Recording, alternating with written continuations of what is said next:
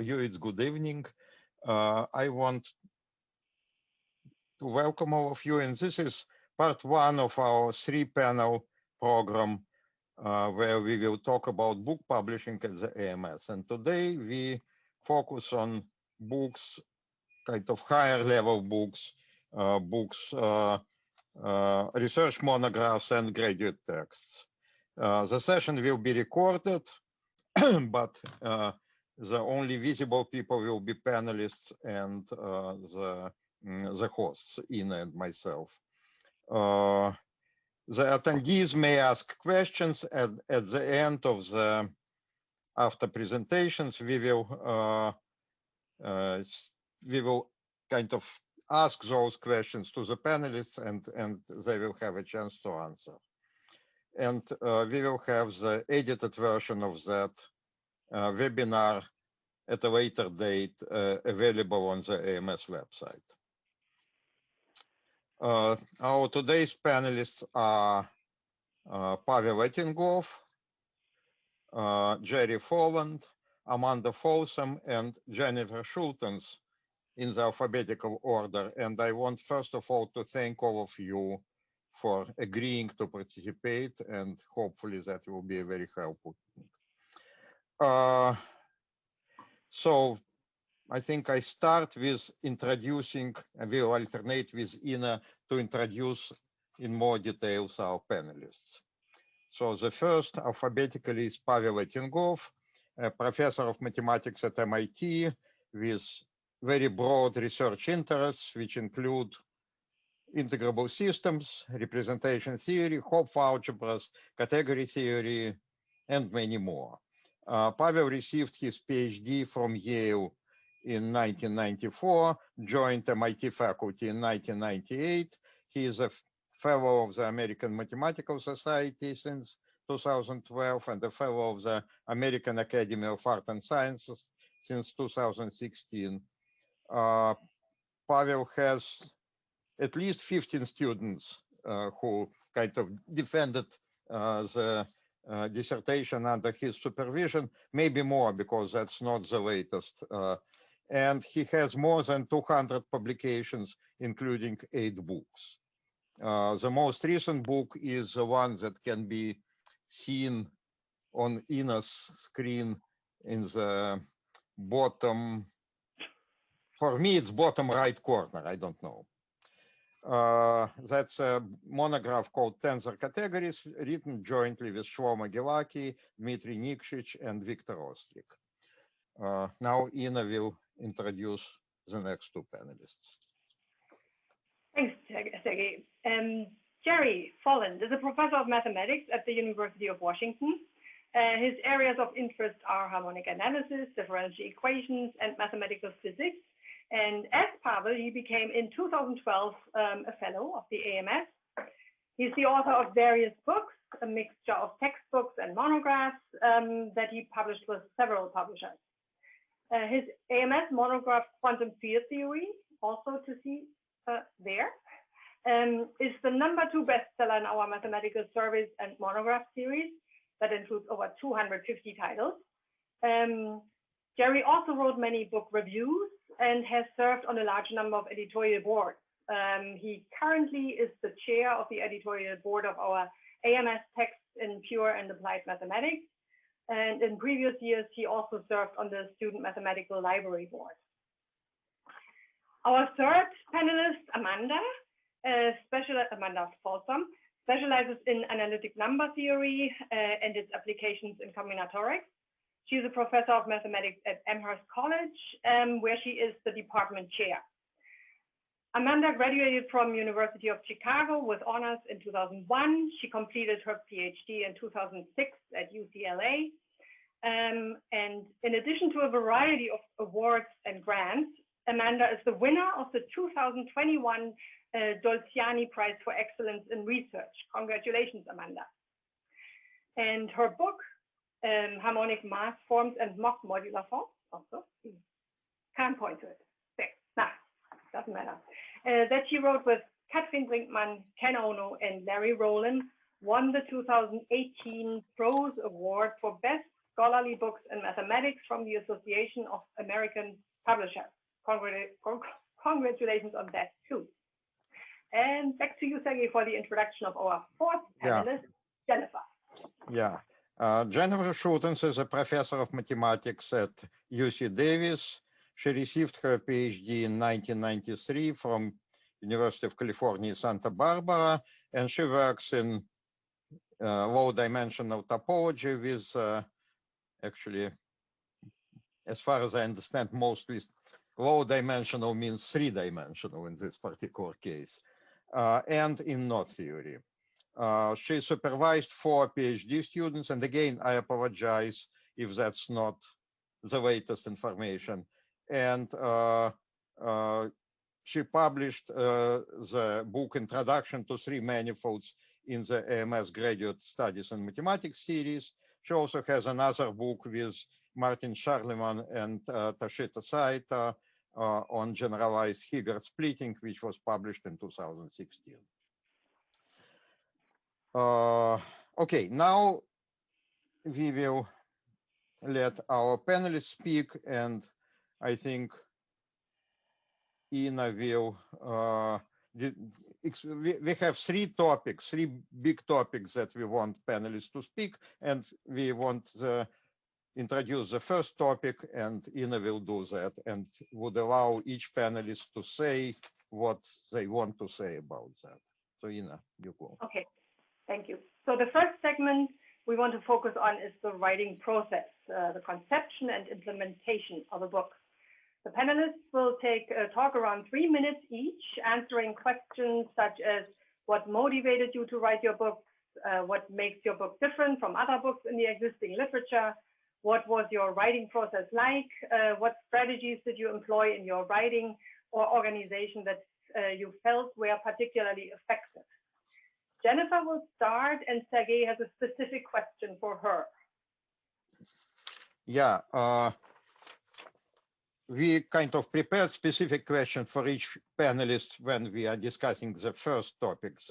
Later we will let you say what you want. But our question to Jennifer is that, Jennifer, you are the only panelist who published a text for a graduate textbook among 4 of you. And it grew out of a course which you taught in 2003, and the book was published in 2014. So why it did take so long to turn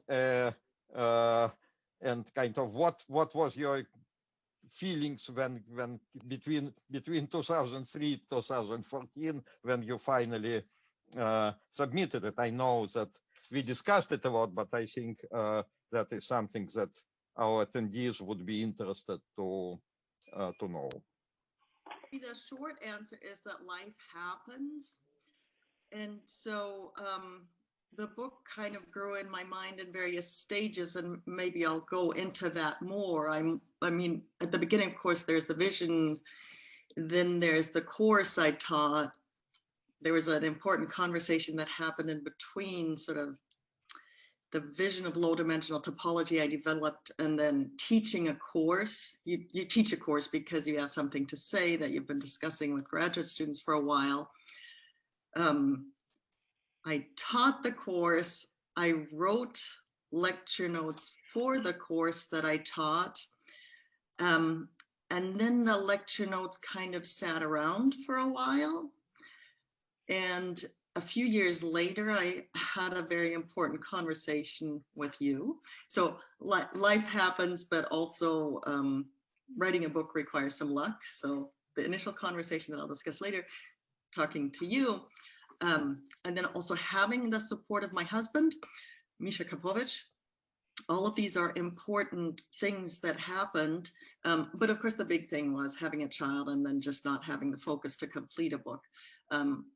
I should say, being pregnant is an amazing booster for writing a book. You're really in a mind frame where you are trying to organize things and get the nest ready. And the nest here is the nest for your grad students when you're writing a book, right? You're trying to put all the information together that they will need to sort of continue whatever tradition or vision you have.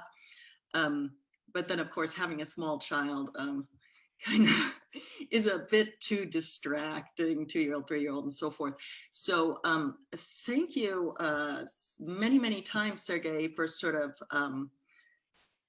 nagging me at the right, just the right amount, at the right times, to sort of allow the project to come to completion. Not just several years after I had written my notes, after I taught the course that led to the set of notes, which later became the book, but also through these sort of later iterations of the book, the sort of final stages.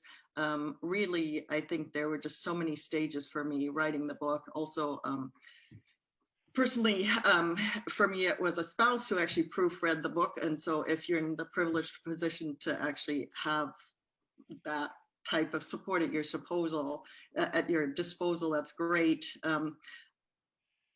Being able to discuss it, but of course it can also just be a colleague who proofreads your manuscript and maybe has a style slightly different from your own, so that you can gain from discussions just in this final sort of tailoring of the project.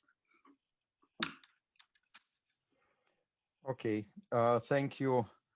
I apologize in advance. We are on a relatively tight schedule, so we will try to supervise timing. And I will turn to Ina. Oh, no, it's me again. So alphabetically, the next panelist who we want to give a chance to talk is Pavel. And my particular question to Pavel is the following, that many authors believe and feel that writing a book takes a lot of time and a lot of energy, might be very frustrating at times, and it's not necessarily too rewarding in whichever sense. Well, depends.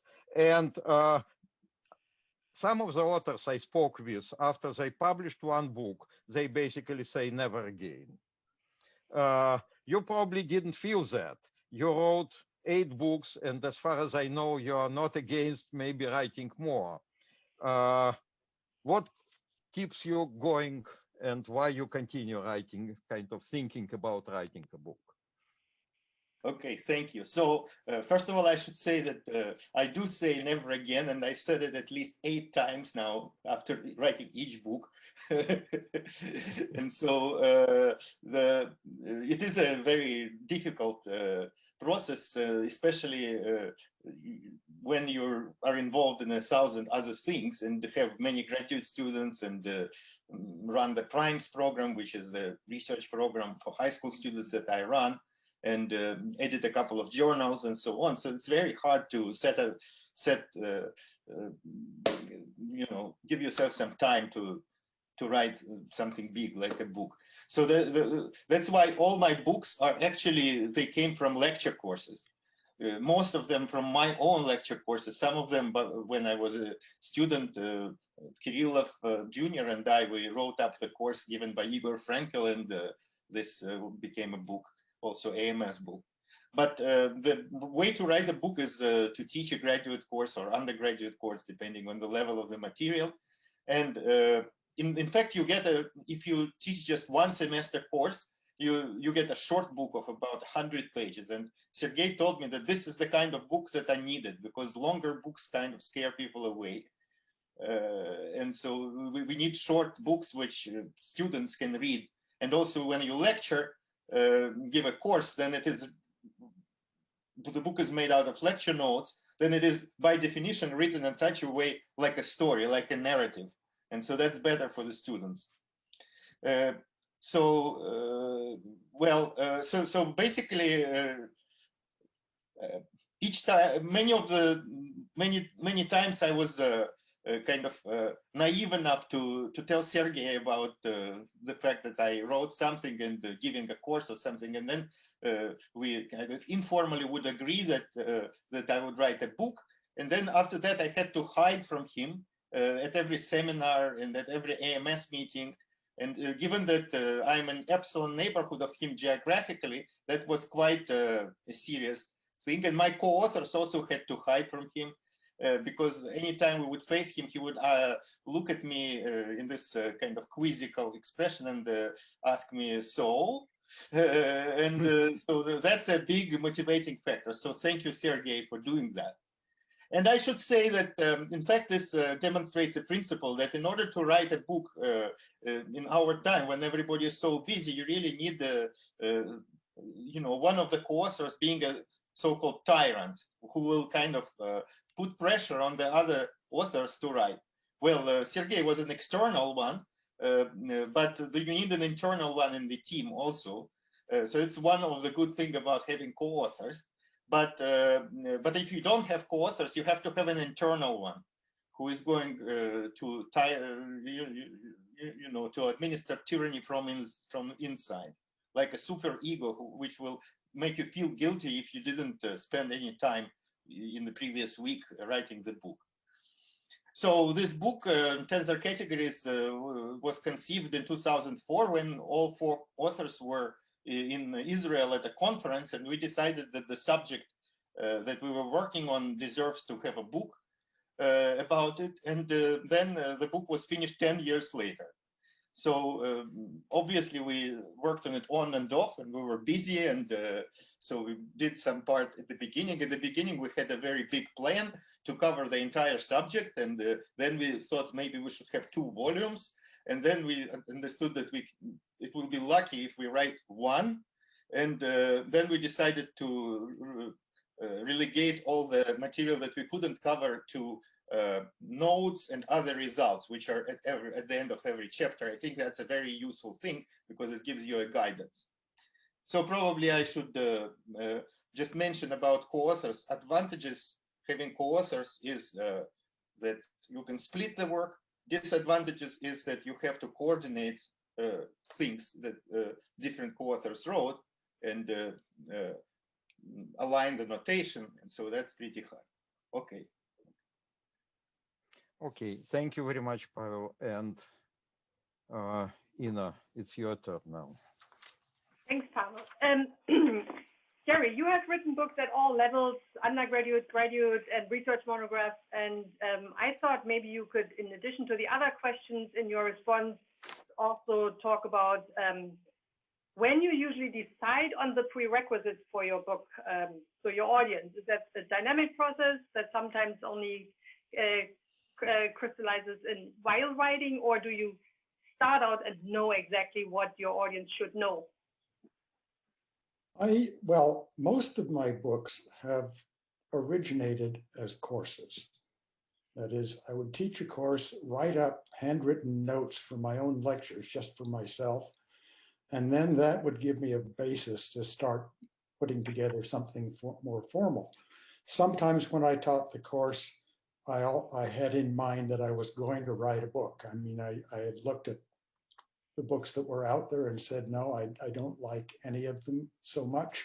I think I can do something, make a useful contribution. Once I taught the course and then said afterwards, gee, I spent all this time on it. And so let's get something out of it. In any case, for when I'm teaching the course, then certainly, yes, I have a very definite audience in mind. But I think it's important to always have, by the time you finish writing, you should know who you're writing for. And whenever I've written a book and have had certain facts that I need my audience to know, but I'm not sure whether they're going to have them or not, I try to put in either an introductory section, like the chapter 0 in my real analysis book, or an appendix that will include those facts so that everybody is as much on the same page as possible. So as I say, I've usually started out by teaching a course and sort of putting together a first draft of a book as I went along. And then from there, it can take more effort or less effort to say, well, I need to add certain topics. There are certain things I should have done differently, and let's see, here's a better way to do them, and turn it into something real. The quantum field theory book, by the way, is an outlier, partly because it's about physics and partly because it's the hardest thing I've ever done, and it took much longer than the other books did. More typical, my real analysis book took pretty much 2 years of fairly hard work, including teaching the course. And there's one big difference now in writing a book from the way it was when I started out. And that, thank you, St. Donald, is text or LaTeX or whatever you want to call it. It used to be you write up your final draft in longhand and hand it to a typist, somebody who had a typewriter that could do at least some math symbols, and then you have to go in and fill in some more by hand afterwards. And then the typescript would be sent off to a publisher who would send it to a printer, and you'd get back page proofs or galley proofs. And it was a long, fairly miserable process. Now, once I know what I want to write, I can sit down and write it in LaTeX. And I'm good enough at it that I can make that work. And then once I have it there, then I can look over it and say, well, let's see, I should change a little thing here and another little thing there. And it's reasonably easy. Unlike these people who say never again, I've always rather enjoyed writing books. And so that's part of the reason I keep doing it. And maybe it's the fact that my father was an English professor finally coming out in me, that the writing is something that's, I find it's a real part of myself that I like to express. So I think that's it for now. Great, thank you, Gerald. And Amanda, I have actually the question that Pavel answered already for himself, but basically also to reflect on the advantages and disadvantages of having several co-authors. You had 3 in your book, and in publishing we always say that the time to finish the book increases exponentially with the number of co-authors. But sometimes it might also be the other way around. So if you can tell us about it. Yes. So as Ina just mentioned, our book was written by 4 authors. And I think maybe it was a little bit of both, that the publication process was both sped up and slowed down by this many authors. We actually started out the process with 3 authors, and we wrote a large portion of the book with 3 of us. And then, to use Jennifer's words, life happened, and we felt the need to add a 4th author to actually help speed the process along as we were getting closer to our publishing deadline. So I think there was a little bit of both speed bumps and propelling forward with this many co-authors. I think a main thing that I look back on and think about in co-authoring a book at this level is just thinking about the actual process and what that means. Most of us know what it means to co-author a paper, but if you really think about what it means logistically to co-author a book with another author or a few other authors, there's really a lot to think through. For example, there was a lot of coordination that we had to work out. By now, there are programs where multiple people can edit a text file at the same time. We thought about those. They did exist at the time that we were writing our book, but we actually chose to work on our book in a bit more of a basic modern way, in that we really just used tech and Dropbox. And we had authors in different parts of the US and the world. And so our system was one that worked for us that may not work for other collaborative book projects, but we just sent each other emails saying, I'm working on the file from 10 a.m. to 1 p.m. Eastern time. Please don't touch the files. And then we would send another email when we were done. That largely worked for us, but we did have some glitches, but we found that Dropbox could come to our rescue, and it kept backup copies if some conflicted file showed up or something like this.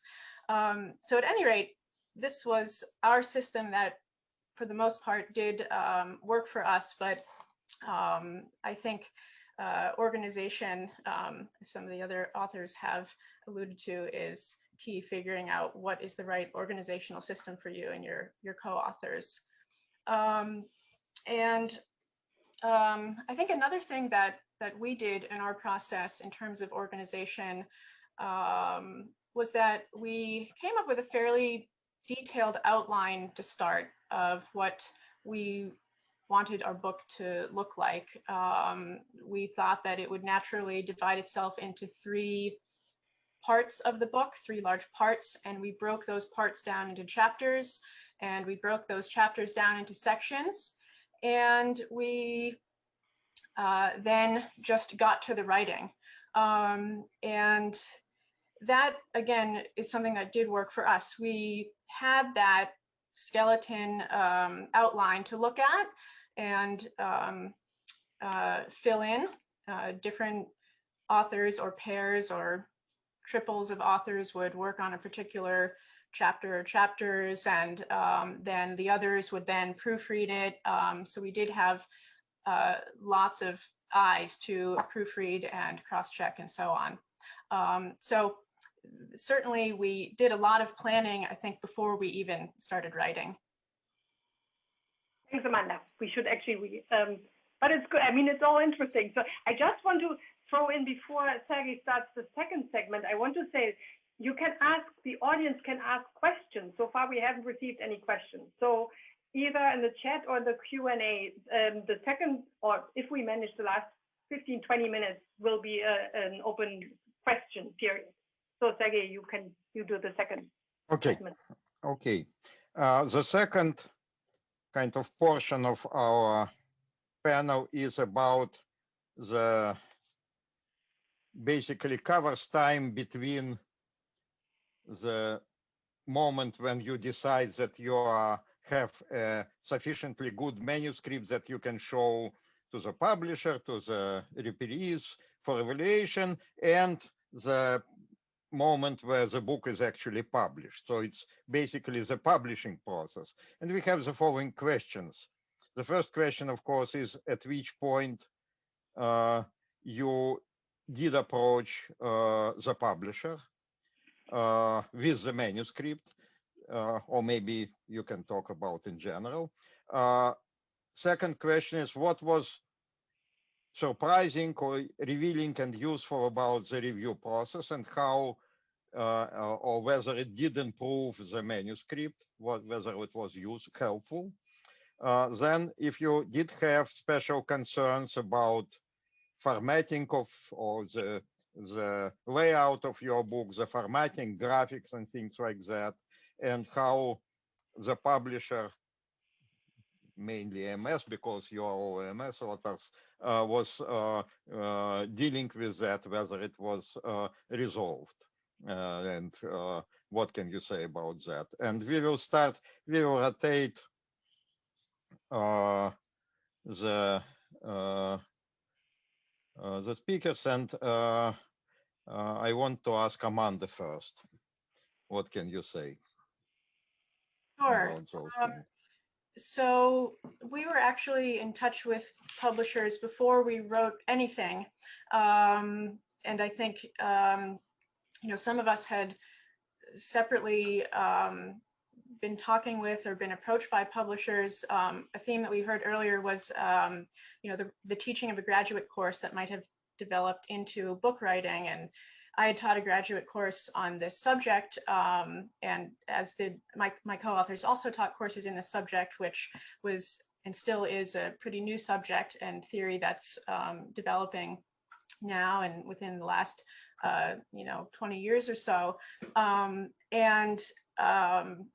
We were in touch with different publishers towards the beginning. Separately, we're talking to each other at conferences as authors that work in this developing subject, and connected and coordinated, and then formally coordinated with the AMS. And at that point, we really just had a proposal, an outline, and then started filling in the actual chapters and things after that point. And in terms of the review process, yes, certainly helpful, both the formal review and informal review process. We chose to send our manuscript or chapters of our manuscripts to many different experts on this different aspects of this growing research area. And we received a lot of feedback during the process itself, not just after we submitted the final manuscript to the publisher. So absolutely, feedback was key. Okay, thank you very much. And next, Jennifer. Okay, I think shortly before I taught a course on low-dimensional topology, I had been at a conference and I had sat around with some of the fairly recent PhDs in the field, let's say 5 to 10 years past PhD. Low-dimensional topology had sort of exploded in all directions. I mean, I'm not even talking about, well, von Jones should probably still be mentioned in this context, and then gauge theory, Seiberg-Witten theory, and then of course, PDEs, Ricci flow, sort of, and topological quantum field theories, and so many other methods had been sort of added to the toolbox of low-dimensional topology, and also fractured the field a little bit, just in terms of, you have a conference of this, conference of that, conference of that. But what a couple of us at the time, and I'm pretty sure this group involved Saul Schleimer and I think Aaron Abrams, and I'm not sure who else, what we sort of agreed on is that it would be good to have a graduate textbook in just sort of low-dimensional topology without the extra machinery, because many of us sort of know and love some of these examples of manifolds, remanifolds, and it's good to understand key features about them. And so, Saul just kind of said, Jennifer, you write a book on the subject. And Aaron said, oh, isn't that a bit presumptuous to say that? But I think in my mind, I had already been sort of, acting like a museum curator, sort of thinking about these examples and so forth. So I wasn't sort of taken aback by this idea of writing a book.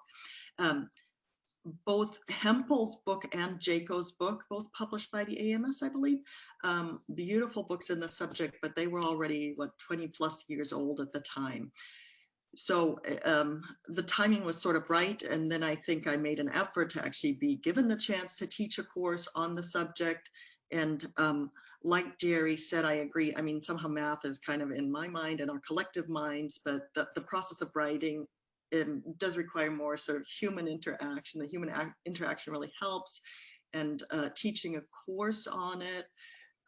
Yes, I write my lecture notes and so forth, but then this interaction with the students helps me, especially if I'm writing alone, helps me sort of streamline things and also just sort of understand what's in my mind, what's not automatically in their minds and so forth. And that was a great experience. And then I ended up with a manuscript that was about 40 pages long, and I showed it to you, Sergei, and you said, oh, this is still a bit terse. But then expanding it actually wasn't too difficult. It was sort of fairly natural, because the way I write my lecture notes, it is somewhat terse, that's my style. But expanding it naturally sort of led to a reasonable project.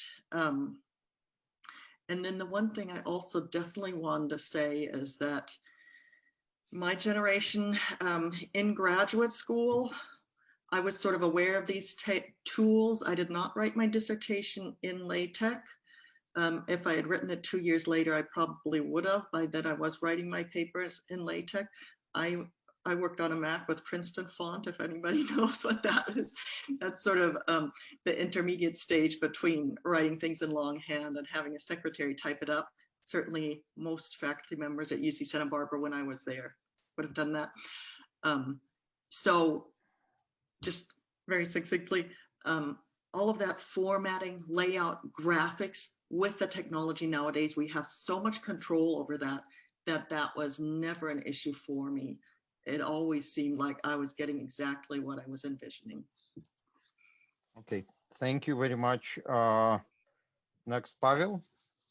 What can you say about that interval?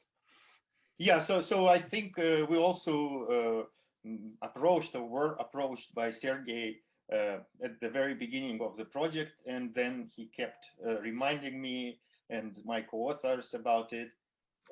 And at some point, one of us, who was the tyrant, actually insisted that we try to finish things up.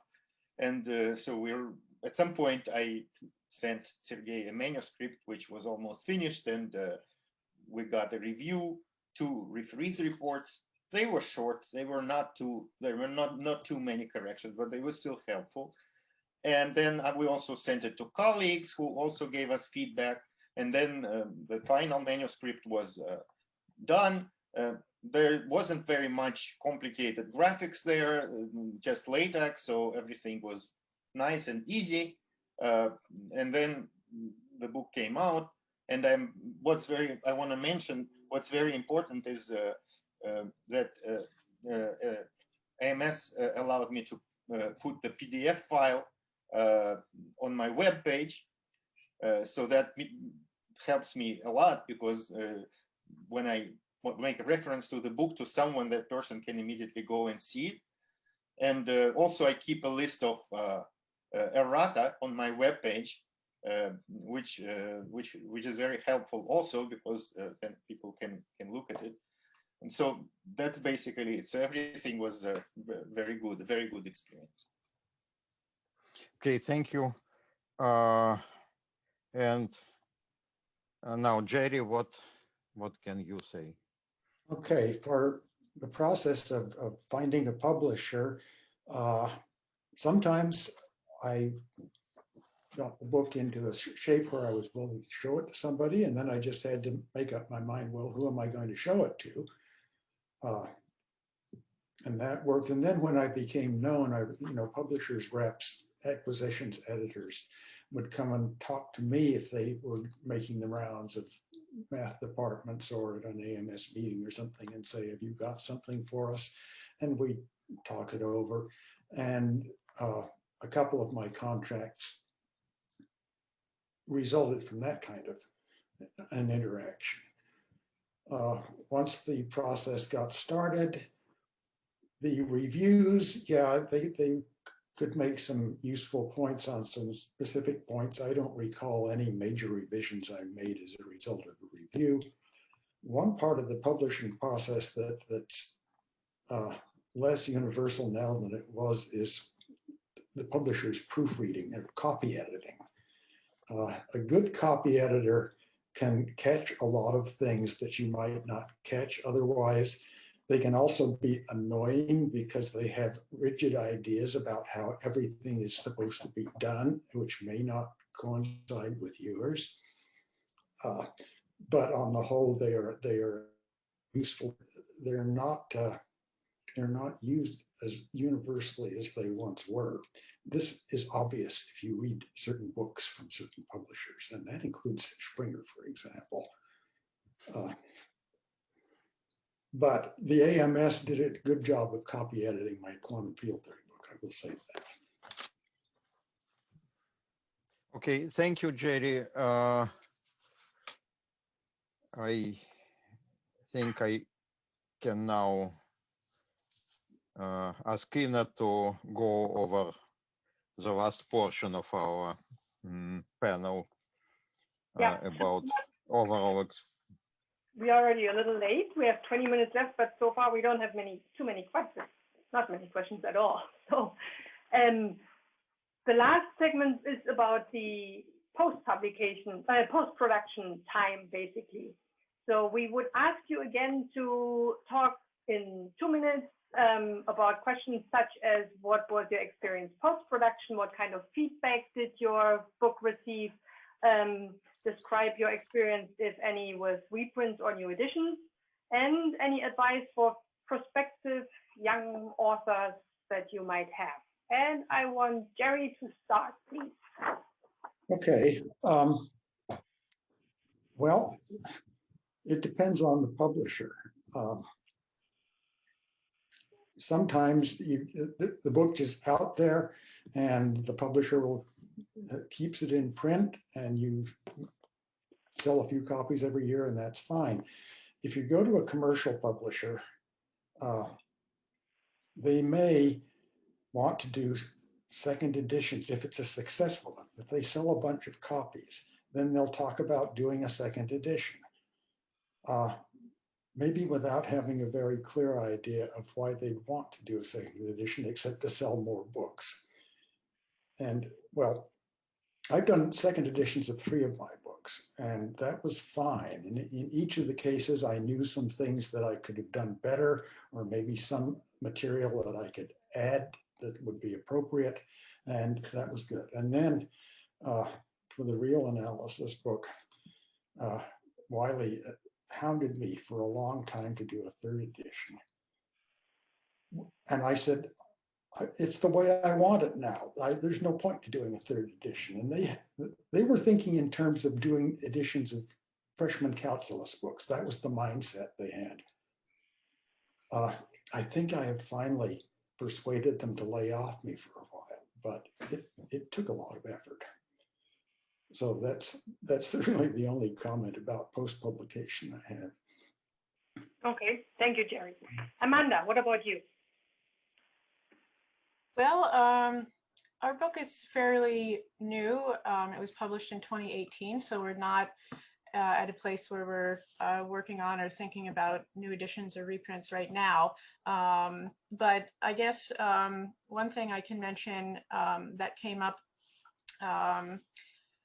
in the post-production period and continues to come up is compiling errata. And this has already come up earlier on the panel. So we have certainly received feedback from mathematicians just either casually chatting at a conference or via email. You know, it looks like there's a typo on page 7. This reference is incomplete, et cetera, et cetera. So we had to think about a process for keeping track of those. And at the moment, we have a link on our websites to a list that we've started. So that was one thing that we have encountered in that process and with respect to feedback. And I think in terms of advice, I think perhaps this goes without saying, but you know, for many of us, we spend longer writing our papers than we initially anticipate, and at least it was the case in my experience that writing a book took certainly longer than we anticipated from the outset. So I think my advice is, you know, to be organized and have a plan, but also be flexible.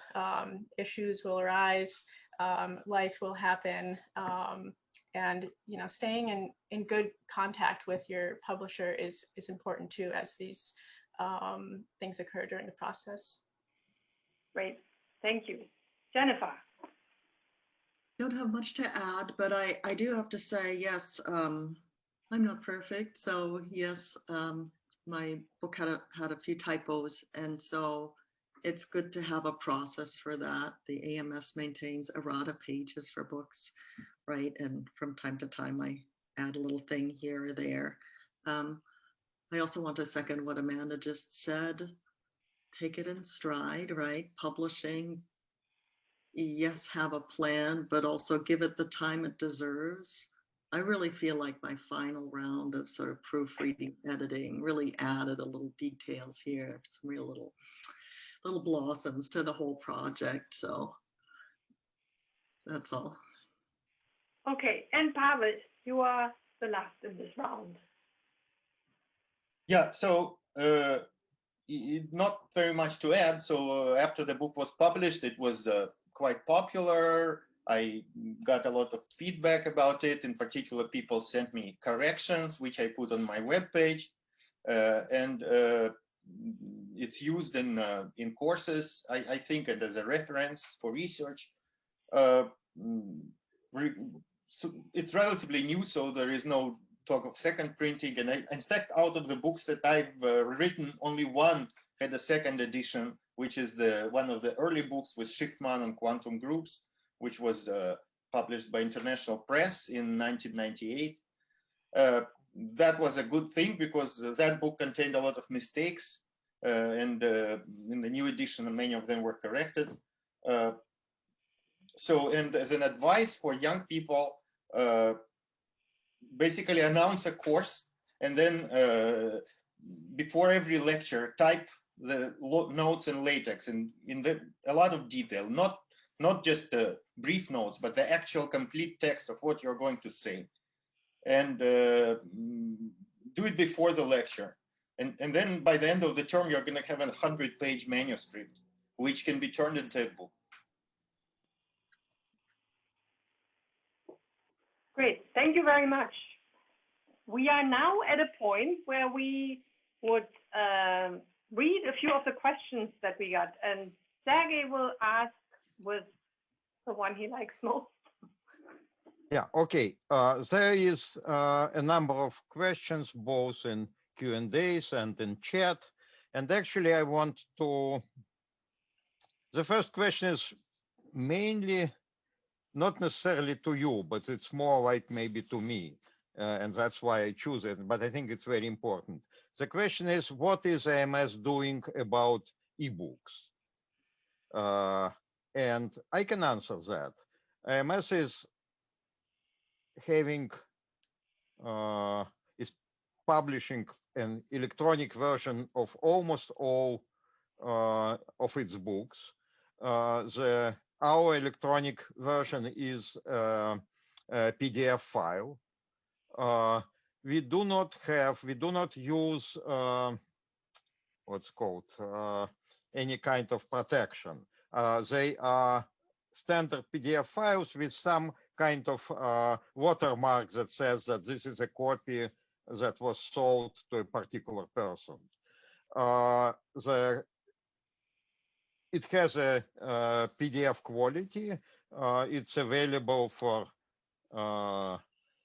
purchase from the AMS online bookstore, and also we sell collections of those books, like that are put in some packages to the libraries. So if your library has those collections, everyone affiliated with the university, with I think it's even with the university, not even the department, can use it freely through your library. And so that's the question that I have chosen. And if any of you want to add something, what do you think about electronic publishing? I think that would be very interesting and helpful. Okay, yes. Here's another one. How have you thought about the possible pros and cons when deciding whether to write a book or not, both in terms of possible benefits for the field area students and also in terms of possible benefits or not for your career? Who wants to answer that? Volunteers. Okay, Jennifer, great. Hi. So operating during the pandemic is very distracting. Doing anything is very distracting. And I happen to have the privilege to be teaching a graduate course on my subject of choice right now.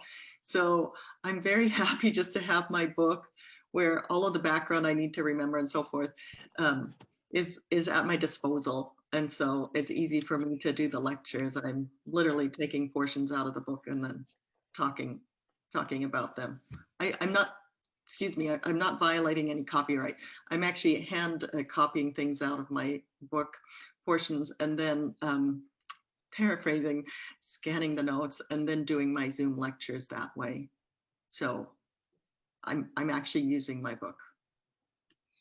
I mean, in more ways than one. I think, of course, I have a textbook, but really just to say, yes, this is how I like to think about the subject.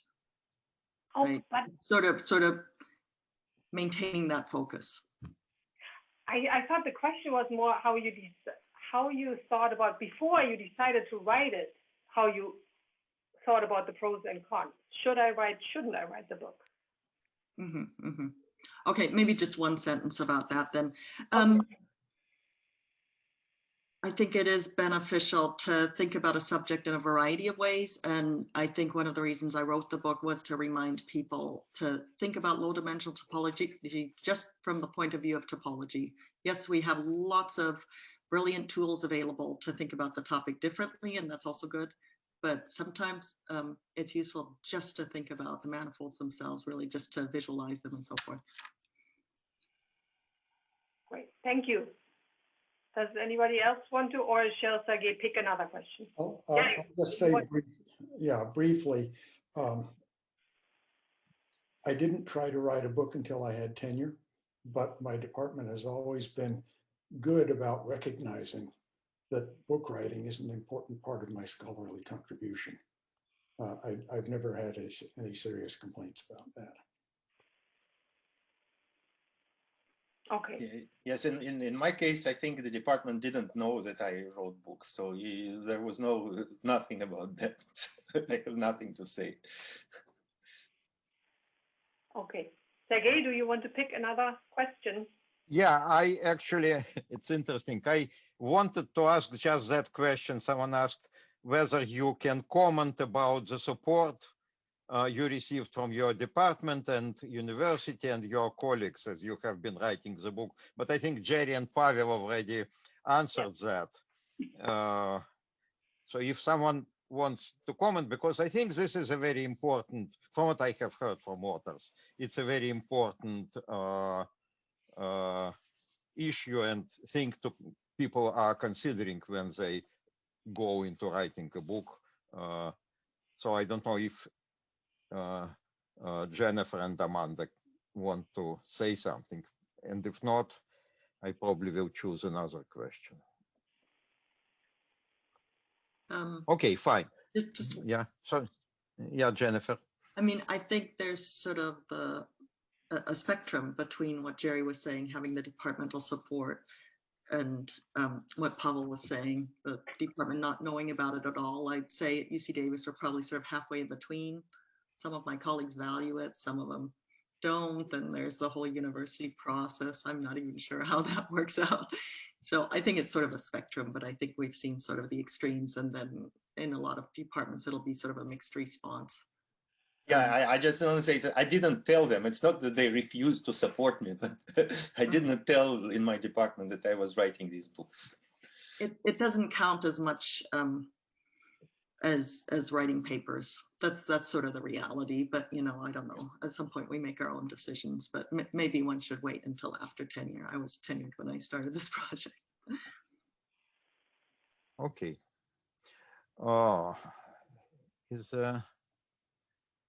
There are also a couple of questions which actually I think is more to Ina and myself rather than to you, except maybe one. There is a question about software used to make diagrams.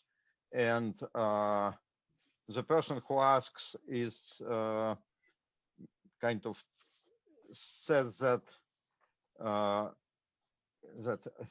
I like to use mathematics for my courses, but it's not supposed to be used for writing a book, which is Mathematica is being paid by the department, and it's not clear to that author that it can be used for writing a book, which more or less has nothing to do with the department. So the question is, what software can be used to make diagrams? And I mean, I don't know whether any of you used some sophisticated software or sophisticated tools to write diagrams. I think there are now a bunch of things, but that can be used. But maybe I think Jennifer had a lot of diagrams in her book, if I remember correctly, and I don't know what you can say. So a couple things come into my mind. There's very fancy tools for drawing fancy pictures. And then at the opposite extreme, within LaTeX, teaks, right? There's a lot one can do really by writing the code or copying it from someone else. And that has the advantage of being embedded in the text, and then it's just there and goes into the PDF file. I personally, actually, I think I just used Xfig. It's not the most elegant solution, and some of these pictures took a long time to make. But Xfig so far sort of works for me. I'm trying to learn more about this teaks because it's a useful thing, and it's just embedded in the tech file. It gets compiled, et cetera, et cetera. There's nothing. Okay. Graphs of some functions, it's one thing. If it's geometric, it's another thing. And but there are fancy ways of doing anything. It just the answer, the particular advice, I think, should be much more specific. Is there anything else that we probably? We have only a few more minutes, but maybe we can quickly, here in the chat, there were one question, bring your own reviewers. No, you don't bring your own reviewers. We have our reviewers. You don't need to bring them. That's one answer. And the other was, if you don't have a completion date, that many authors have that problem, and we deal with that. Yeah, and I should say that even if you do have expected completion date, it's not necessarily what will happen, or actually much more likely it's what will not happen. Yeah, one comment about that, as to if you're going to submit something that is incomplete for consideration, there's a question of what kind of incompleteness is okay. It's okay if you haven't written chapter 9 yet, and you just give one paragraph saying chapter 9 is going to be about this. If you have chapters 1 to 8 and they're all in a first draft stage where there are lots of little glitches and misprints and stuff, this is not fun for an editor or a referee to review. They don't know how capable you are of correcting all those little glitches. So whatever you're going to submit, try to make it look good. Okay. Yeah, I think it's now what? 2 minutes or 1 minute to 1. And I think as a conclusion, I would like to actually thank very much all our panelists. I should say that my guess is that no one would have been able to guess how many attendees we have. And we had, it's kind of people have been coming and going, but currently we have 38 people who are listening to us. And at the peak, it was something like 45. And maybe 5 to 7 of those are AMS people from, I know that there are a couple of other people who from the AMS who are just watching, but that panel exceeded my kind of most, I don't know, expectations. And I hope that the attendees would find something helpful in our discussion and in your presentations. And I want again to thank you very much for choosing time to come here. And please come to tomorrow's panel and the panel on Friday. Tomorrow is about undergraduate texts and Friday about outreach books. And Joe Silverman had an interesting link to an AMS Notices article about how to write and how to publish. So you write or not to write a book and when. So that's perfect, isn't it? Okay. Bye. Thank you. Very much.